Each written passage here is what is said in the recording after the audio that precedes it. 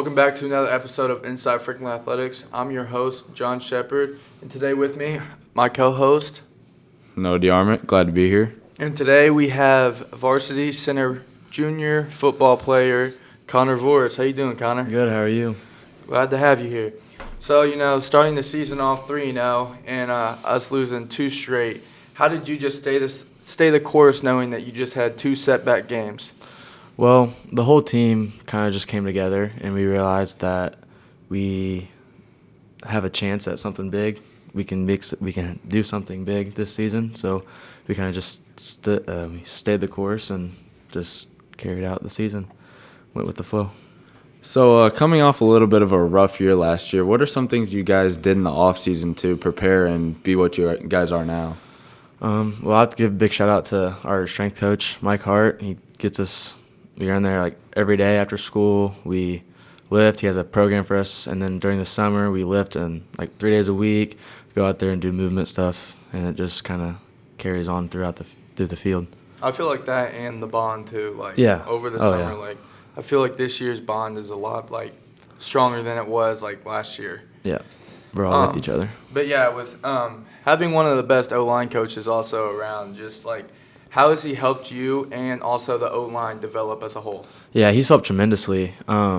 He came in my sophomore year and just basically set a new tone for the O-line. He was very smart and stern with what he was doing, and he was confident in us and basically just let us play and coached us the best he could.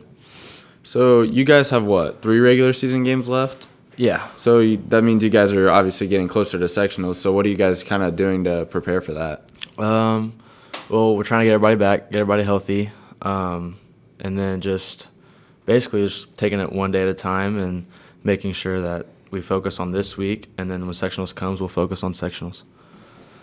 So, of course, you being center and, snaps good and everything, just kind of give me a rundown on you and, I guess now 2 quarterbacks, Clay and Grayson. Just tell me about a little bit about their bonds with you. So I started snapping my 8th grade year with Clay. It wasn't as good, but we started snapping there, and the chemistry kind of kept growing. And then my freshman year, my sophomore year, we were just building chemistry throughout all those years.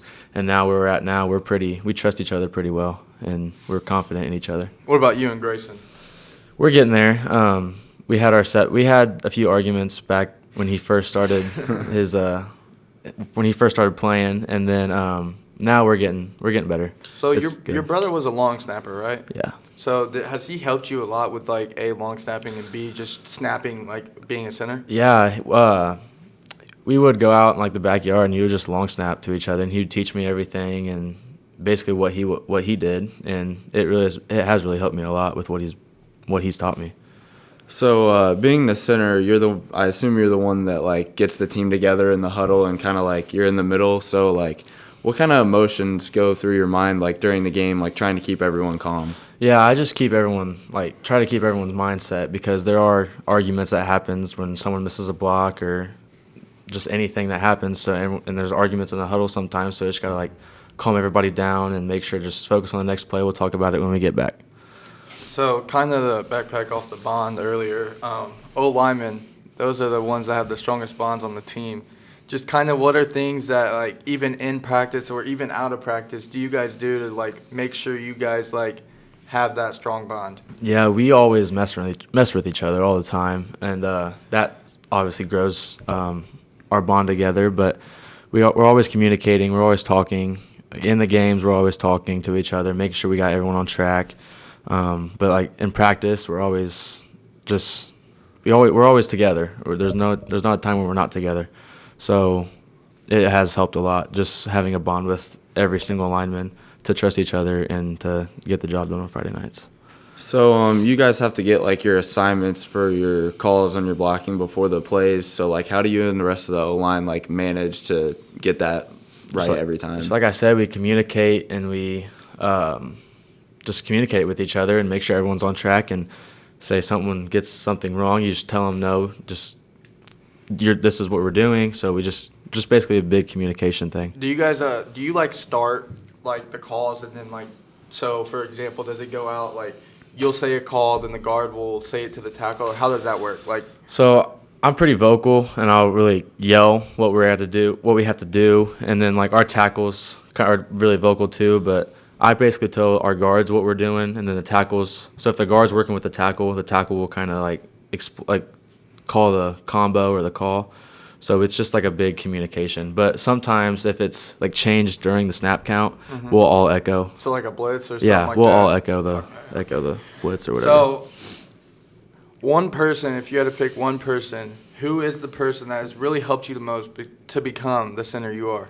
I'd have to say my offensive line coach, Coach Mayfield. He really trusted me my sophomore year. I wasn't the biggest guy, but he put trust in me, and he didn't like not trust in me. He just stayed through the whole season and basically made me confident to come out and play every Friday night.